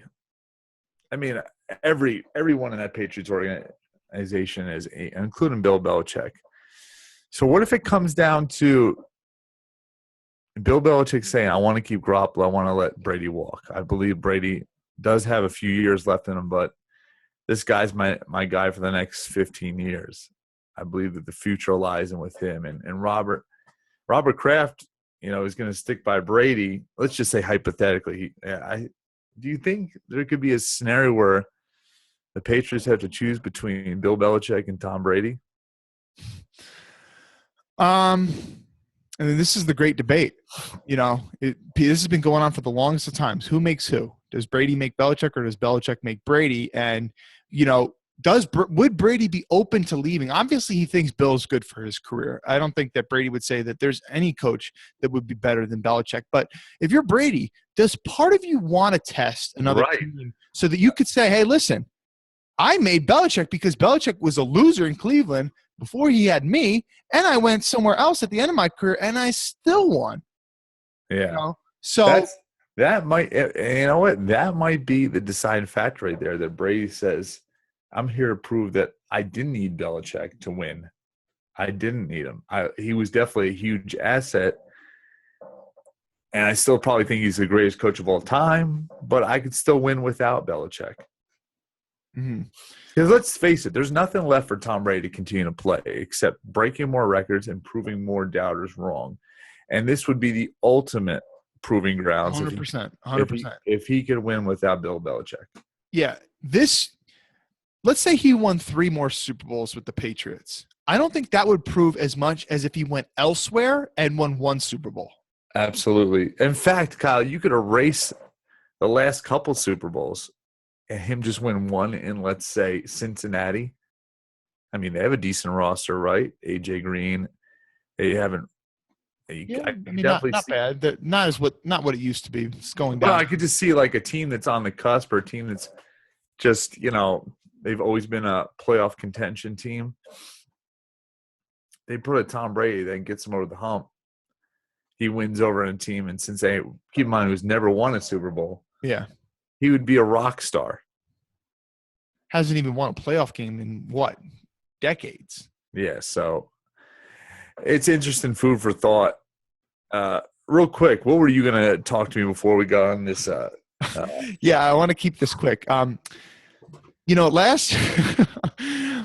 Last week, we were talking about the Robbie Anderson arrest incident, and I had said something like how that the cop that was in charge of arresting Robbie Anderson was, allegedly kind of douchey. And I pulled up the article that talks about that, and it says, quote, "The national press is missing which cop Anderson allegedly had a scuffle with. It's none other than Miami Lieutenant Javier Ortiz, who is the police union president, who's got a long resume of ethically dubious actions." And apparently he arrested Jonathan Vilma and pointed a gun in his face during a traffic stop back in 2009. And Gary, you kind of challenged me and said, well, listen, just because it's an officer that's been, involved in previous incidents doesn't mean that Anderson is innocent or whatever. And that might be true, but it just got me thinking of this, Gary.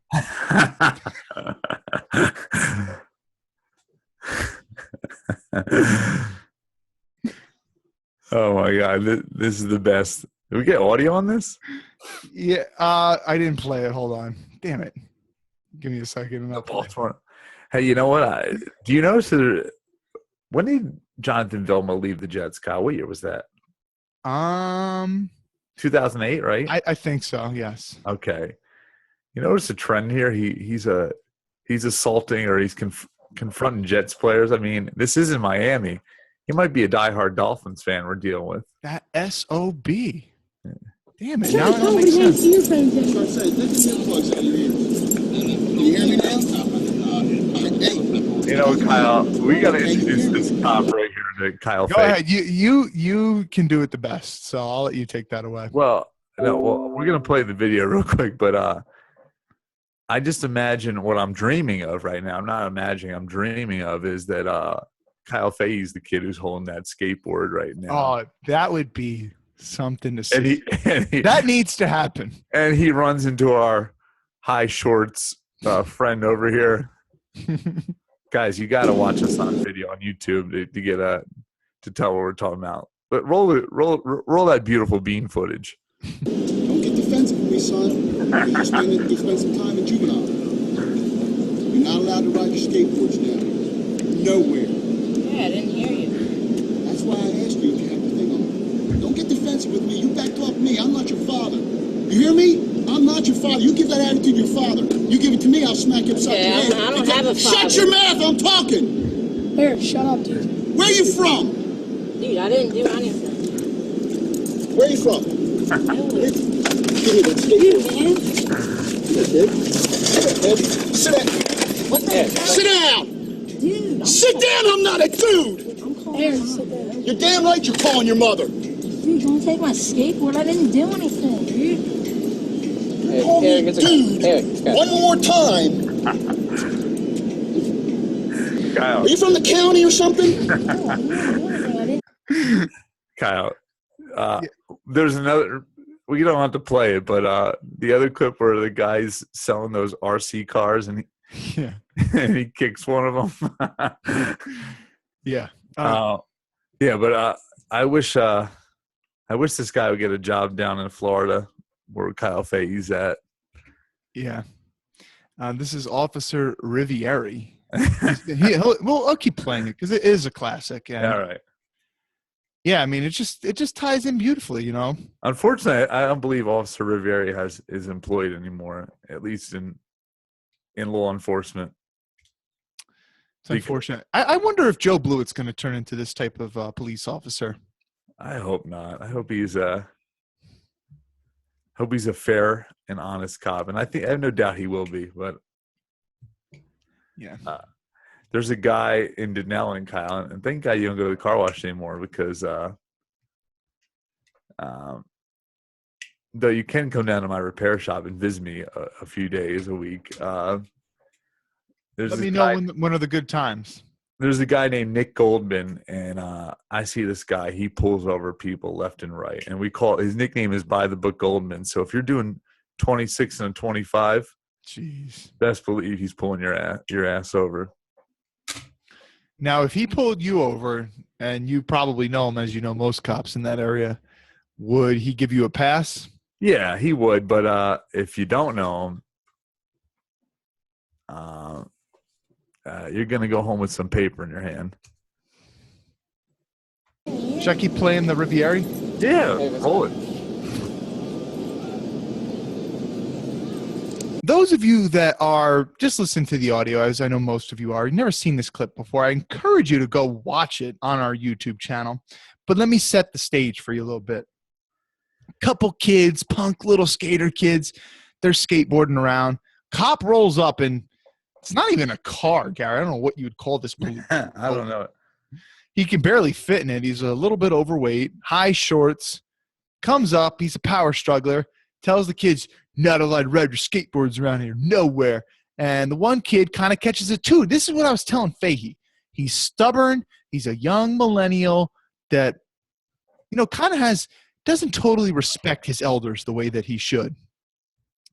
And the police officer doesn't like that he backtalked them. So he comes up, takes his skateboard, and the kid says, dude, I didn't do anything. I'm calling my mom. And we're now where we are right now.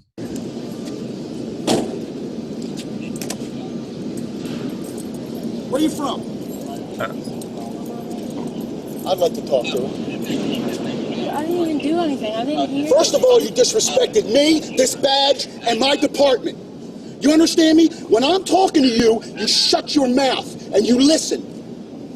Obviously, your parents don't put a foot in your butt quite enough because you don't understand the meaning of respect. First of all, you better learn how to speak. I'm not man, I'm not dude. I am Officer Riviere. Now, the sooner you learn that, the longer you're going to live in this world. Because you go around doing this kind of stuff, somebody's going to kill you. How old are you? 14. Sit down. Did you not just hear me?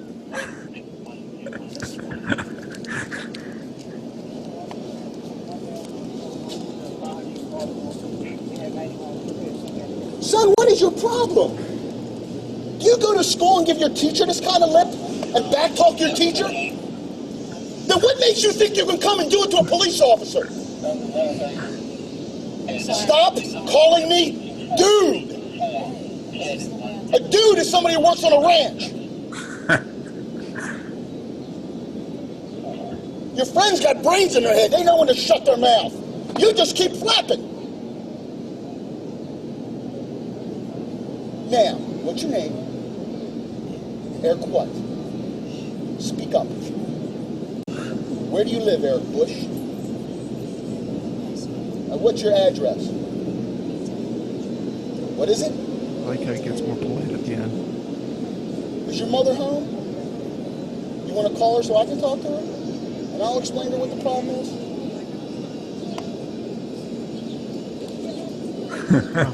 Officer Riviere, that's a classic. I knew you'd get a kick out of that.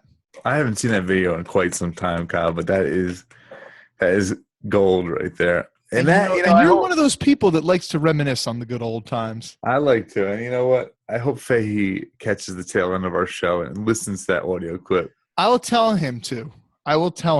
Right. And let that be a lesson to him right there. I hope he hears them words and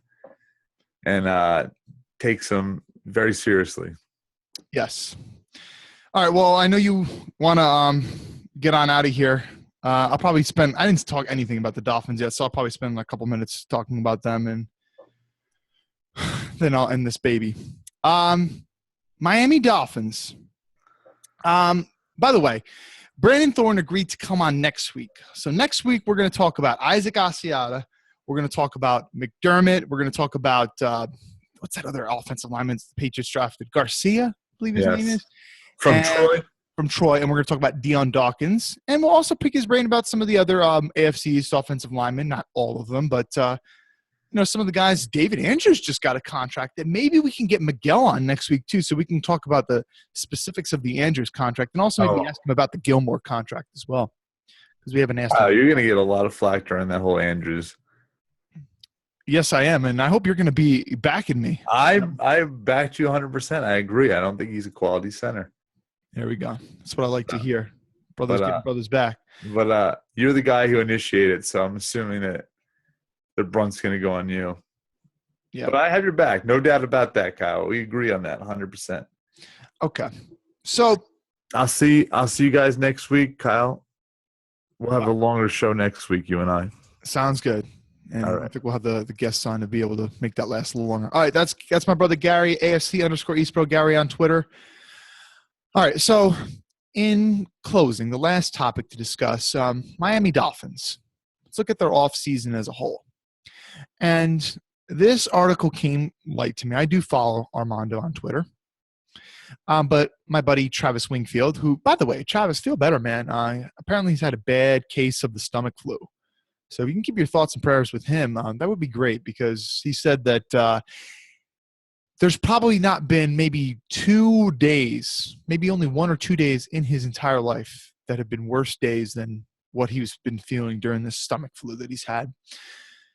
But anyway, he brought this article to light for me. Bill Barnwell is one of these national guys. And shoot, sometimes I wonder to myself, covering 4 teams, could I do a better job if I was just doing 1? Because doing 4 is a big task. And sometimes I don't think I do as good as a job as I think I should. But then at the other times, I tell myself, you know what, there's not too many people probably in the world. And there might be some that know more about the entire AFC East other than myself. I feel very confident in saying that. But anyway, when you look at the tasks that some of these national guys have, because I cover 4 teams. I follow 4 teams pretty closely. And to me, that takes a lot of time. And I feel like I should be putting even more time into it to do an even better job. But somebody like Bill Barnwell covers 32 teams. And I get it. He does it full time. I do this part-time, if you want to call it that. I'm a full-time teacher. But Armando Salguero responded to Bill Barnwell after Bill Barnwell graded the Miami Dolphins offseason. And Barnwell graded the Miami Dolphins offseason with a, quote, a D+ grade. D+. And even though you guys know I'm not the biggest fan of Tannenbaum, I would not even come close to saying that they had a D+ offseason. I actually kind of liked Miami's draft. And that's the biggest piece to the offseason if you're asking me. Charles Harris, 22 overall, maybe a top 15 player. Take that all day. I made my case last week saying, hey, listen, edge rushers are definitely a position you take a shot at in the first round. It's hard to get good edge rushers in later rounds. It's hard to get good edge rushers as UDFAs. Some Jets fans were getting pretty happy last year when we signed this guy from the CFL. The heck, his name is slipping my mind at the moment. Thinking that he could potentially be the next Cam Wake. Cam Wake is an aberration, guys. I love Cam Wake, but he is an aberration. Even playing in the CFL, you have to play a certain length off the line of scrimmage and stuff. So projecting a pass rusher from there is kind of a dubious task. Very difficult one. What other things did he say?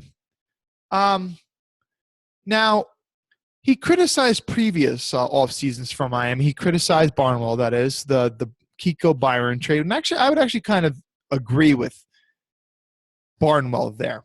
I've not been a fan of that trade. And I always said this. It's easier to look back at that trade and say, oh, it was a win for Miami because Miami ended up getting Laramie Tunsil. But you weren't supposed to get Laramie Tunsil. Laramie Tunsil was supposed to be a top 3 pick, probably maybe the number 1 overall pick because you already had Mariota. But the Titans smartly traded back, and obviously the Tunsil video surfaced. And he fell just like Gary Conley fell when dirt came on about him prior to the draft. So I think it's easier to say, oh, that was a great draft pick for Miami. It was a great trade because not only did you acquire 2 starters, you also got a great player still in the draft. But let's say, because that pick 8, listen, let's say the Ravens took Tunsil at 6, and therefore Ronnie Stanley was still available. And Ronnie Stanley had a good rookie year. You don't see rookie left tackles having years like Ronnie Stanley. That's a rarity. Anyway, Ronnie Stanley had a good year, and that was kind of when the Dolphins had the 8th pick, I was going on different Dolphins podcasts, and I was saying, you guys should draft Stanley because James isn't really all that much. Albert gets hurt too much, and he's an older guy anyway. And you guys need to protect Tannehill. Tannehill's a quality starter, but he just gets hit way too much. So I was kind of all on drafting Ronnie Stanley. And if Tunsil went at 6, you probably could have got Stanley at 8. But when you trade back and all of a sudden you're at 13, you're probably not going to get Stanley anymore. And let's say that you did trade back to 13. When the Dolphins did trade back, we were seeing a lot of mocks saying the Dolphins need a linebacker. What if you drafted Darren Lee at pick 13? I got to be honest. I kind of like the Lee pick. When the Jets took him at 20, there's a big difference from 13 to 20. But the more I've watched Lee last year, and I had my concerns about him last year, I'm starting to get concerned as to whether or not he's going to be a good starter in the NFL.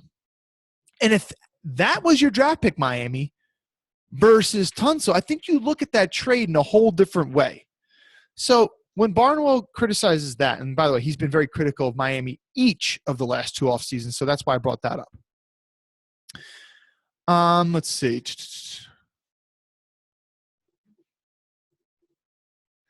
He criticized the re-signing of Cameron Wake. Now I'm trying to get in. Armando, I feel like he went too much into talking about the previous. He was basically just really kind of criticizing Barnwell for his staunch words and harsh words for the Miami Dolphins. I don't know if he's talking about the extension of Wake last offseason or this. I think he's talking about it for the previous one.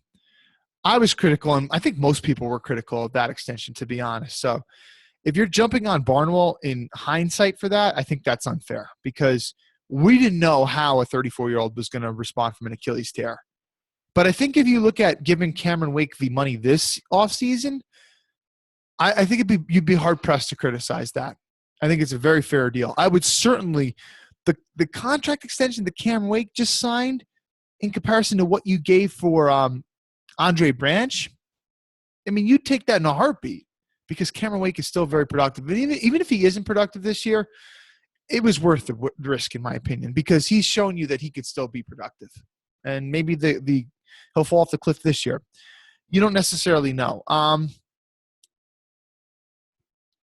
Let's see. Shoot. The more I look at it, I'm kind of agreeing more with some of Barnwell's points, more so than Armando is. I don't like the Xavier Howard trade. He brings up Xavier Howard. The Dolphins moved up 5 spots to get him. But what did you give up? I tweeted this out not too long ago. Shoot. Let me tell you, Xavier Howard trade. I'm forgetting right off the top of my head. Did you give up a 3rd rounder to move up 5 spots? I get it. Miami needed a corner. They needed a corner really badly, and corner is a super valuable position in the NFL. And corner is one that you probably don't want to be signing one in a free agency because corners have such a short shelf life that on that second contract, you're not going to be really getting great value for them. So let's see. The Dolphins traded their 4th rounder, 107th overall. So to move up 5 spots, you trade away a 4th rounder. Is that worth it? I wasn't the hugest fan of it because I also wasn't the hugest fan of Xavier Howard. The Carew trade, you gave up a 3rd rounder to move up. You swapped your 3rd rounder that year, and you also gave up a 6th rounder. That to me was a really steep price. Armando said it's fair to criticize that trade because Carew was pretty bad, but he also said that his career is incomplete. So it might be a little harsh to jump on Barnwell for those points. But Barnwell, and again, this is the problem with being a national guy and trying to cover all 32 teams. He criticized the Dolphins picking up TJ McDonald. Gary kind of likes TJ McDonald. Said, he's on the books for $1.3 million. But Armando kind of, shoots this down and says that McDonald's not going to make any more than $800K this year. And that's only if he plays in all 8 games. It's very incentive-based contract, and the fact is he's suspended for 8 games, so he's not going to see a portion of that money. Barnwell wrote, so he's clearly in the wrong there. And if Barnwell was more in tune with the Dolphins, following them on a daily basis as closely as someone like Armando, he probably wouldn't have made that error. This is really stupid. Barnwell said this. Barnwell writes that the Dolphins continually outspent the market to bring back their own players. And he cites Kenny Stills, Rashad Jones, and Andre Branch as examples. Now, the fact is Andre Branch wasn't even a free agent. And you wanted to retain your own guy, make him happy. And Rashad Jones is a top safety in the league. So I think that's a stupid point of criticism. I really do. Kenny Stills? Really? Most people thought he was going to get $12 million. I was out here shouting left and right that that's what he probably should have gotten. He's a valuable piece to the offense, whether you like it or not. Kenny Stills opened up this Miami Dolphins offense, and say what you want. There was so much criticism. Ryan Tannehill cannot throw the deep ball. Really? Turn on the 2016 tape. Turn on that San Diego Chargers game. Turn on that San Francisco 49ers game. Right? You tell me Ryan Tannehill can't throw a deep ball. Especially that Chargers game, man. He probably 5-6 passes, 20 yards or more, hanging in the air, hitting the receiver in stride. You're not going to see too many better throws than that. But again, who made Tannehill, or who really got you to see the fact that he could throw the deep ball? It wasn't Mike Wallace, it was Kenny Stills. So Kenny Stills is worth $10+ million in my book. And it's factually incorrect to say that the Dolphins are bidding against themselves, continually outspending against the market. Kenny Stills signed for $8 million a year over 4 years. Stills said, quote, that 3 major teams, and this is all from the article, were interested in him and bidding on him during the legal tampering period. And at least one of those teams, quote, the Philadelphia Eagles, outbid the Dolphins for Stills, yet still made the decision to return to the Dolphins, even if it was for less money, because he was comfortable. And I've said this before, probably the no state income tax probably also played a role. But the fact is that the Eagles outspent. And Howie Roseman is the GM of the Eagles. And if we know anything about him, he has always been one to spend in free agency. He's made plenty of moves, whether Chip Kelly was kind of in charge over player personnel or whether it was going back to 2011, quote, the dream team. they were signing big-name free agents such as Nnamdi Asomugha and other guys. Howie Roseman has spent. Look what he did this year. He brought another big-name free agent, Torrey Smith. And I have to believe that Kenny Stills was on their radar as the deep target before Torrey Smith. Alshon Jeffrey? You best believe that Howie Roseman was willing to spend bucks to help get weapons in for his young quarterback. So I'll take Stills for his word on that one. I really will. So that's also factually incorrect, and Barnwell's off base on that. Let's see. What else does Barnwell say? Andre Branch, I think that's a fair criticism. But let's see. I don't want to bring it. So he also brings up Armando brings up Jabal Sheard. And I think Armando's a little off base with that, because I actually said that I think Jabal Sheard is much more worth the money that Branch got. And I also think that even though Sheard's average per year might be higher than what Branch got, I don't think the guaranteed figures were the same. And we all know that guaranteed matters more than overall contract. A lot of contracts, NFL contracts, are just funny money. They're not like MLB or NBA contracts. Let's see. He also criticized the Timmons signing. I think the Timmons signing was a good signing. And he said that Timmons isn't going to be a coverage linebacker at this point of his career, and that the Patriots carved him up in the playoffs. And yes, that might be true, and I am not a fan of Mike Tomlin, the Pittsburgh Steelers head coach. I think he runs a very shaky scheme. It's very predictable. Same thing year in, year out, and you always have big coverage busts. And he does not know how – listen, he hits Brady with the same thing every year, yet Brady still continues to carve the Steelers up. I mean, it's all the time. Brady has no problem with that defense. But it's unfair to put Timmons on man coverage with little shifty Julian Edelman. That's not fair. So, yes, while Jules might have exploited him, you're not going to ask Timmons to do that consistently. You're more so going to ask Timmons to drop in his zones, be the Mike Backer in a Tampa 2, have him drop straight back. You're not going to – asking a 240-plus linebacker, 240-pound-plus linebacker to cover a little shifty slot receiver who ran one of the best three-cone times in recent memory, that's super, super unfair. And I think Timmons will be a good coverage linebacker for the Steelers. And you gave him, what, $10 million guaranteed? I think that's a very fair contract. And listen, free agency is all about addressing needs. It's not necessarily just bringing in talent. It's also needs. And we all know that Miami needed to address linebacker.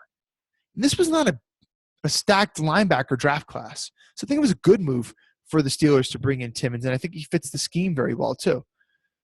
So Barnwell is off base on that too. He also criticizes that the Dolphins' cap commitment for the 2018 season is gonna be way too high. He said $175.9 million committed to the 2018 cap. Armando says this is, quote, fake news, and that the Dolphins could easily cut over $76 million. And just as I said before, there's a lot of funny money in the NFL. So, yes, that is fair. And, for example, Byron Maxwell. And, again, this goes back to why I didn't think the Maxwell deal was a good deal. Maxwell's on the books for $10 million next year. You really think Maxwell's going to see that $10 million? Not if he doesn't take a pay cut. So, anyway, I do agree with some of the stuff that Barnwell says. I think Armando's a little off base in his criticism, but at the same time, it's a hard job to be a national guy, and Barnwell's really off base with some of the things. Go ahead and read the article in depth for yourself. Let's see. One thing that Armando says, which really kind of got me, and again, I think Armando, good piece of writing. He's a good writer. He's a good follow on Twitter. He's a good beat writer that you want to be following if you're a Miami Dolphins fan. But one thing that he said, because Barnwell criticized Jermon Bushrod, and I think that's completely – he actually criticized the entire offensive line, and rightfully so. And criticizing Bushrod, I think, is a very fair criticism. Bushrod was god-awful. And Armando criticizes Pro Football Focus, saying, hey, listen, Would you rather believe ProFootballFocus.com or would you rather believe Adam Gase? And I'll tell you what, I'd actually, in this regard, even though I love Gase and I wish he was the coach for the Jets, I would rather believe ProFootballFocus.com, and here's why. When is a coach ever going to badmouth their players? And I know Gase is kind of like a straight shooter for the most part, but take that with a grain of salt. You can only prod your players to a certain extent. And the fact is Bushrod was your second highest graded offensive lineman last year. Give me a break. Give me a break. And I know that's not like a ringing endorsement of the lineman. You cannot tell me that Bushrod was better than Albert last year and that he was better than Tunsil last year. No way. And I know Pouncey only played 5 games, but if you factor in Pouncey in that equation, there's no way he was better than Pouncey either. And I'm not a fan of Juwan James, but to say that he was even better than Juwan James, that might be a stretch as well. James he was okay towards the end of the season. I don't know if you can say the same thing about Bushrod. So to say that, who are you going to believe, Gase or ProFootballFocus.com? I'll take Pro Football Focus because they don't have a bias in this regard. Gase has a huge bias. Coaches don't like to criticize their players, period. How often do you hear Bill Belichick criticizing his players? He doesn't do it. Rex Ryan would defend his players till the cows come home. Maybe too much. Todd Bowles, he rode Ryan Fitzpatrick all year. Fitz is our guy. Fitz gives us the best chance to win. Coaches don't do that. It just doesn't happen. It does happen, but it's few and far between. And usually that stuff will happen more in retrospect. Rex Ryan would subtly criticize Mario Williams after Mario was off the team. But that's different. Rex kind of defended Mario while he was on the team. That's just how it goes. So go ahead and read the article. The title of the article is Bill Barnwell, who grades the Miami Dolphins offseason a D+, is graded on his analysis. Armando decides to give Barnwell a D+, the same grade. Armando gives Barnwell a D+, the same grade that Barnwell gave to the Dolphins. All right, that's it. I've addressed all 4 teams. I've been talking for a while now. We've gone on for about 2 hours now. And it was fun. But on to next week. We're talking offensive line next week with none other than the great Brandon Thorne at Veteran Scout on Twitter. Go ahead and give him a follow right now. Start looking up his work because the dude knows a lot about offensive linemen, and I can't wait to pick his brain. I've been watching some of these offensive linemen today myself. Watched some Asiata today. Watched some Connor McDermott today. Watched some Deion Dawkins today. I will reserve my thoughts for next week, and I'll be shooting them off to Mr. Brandon Thorne. Hopefully I can get my buddy Miguel Patscap on to talk about the David Andrews contract. Because although it's not like a super big contract, I think you all can imagine where my stance is on that one. Anyway, that's going to do it. I'm Kyle, one of the Smith brothers, AFC East Bros on Twitter. Email the show, afceastbros@gmail.com. We're on iTunes, Stitcher, all that good stuff. And we'll see you next week. Thanks for listening. If you could drop us a 5-star, we only want 5 stars, rate and review on iTunes. iTunes, not Tones, geez. We would greatly appreciate it. Super appreciate it. Give you a shout out on the next show. Maybe you don't care for a shout out, but that's what we'll do. All right. We'll see you next time.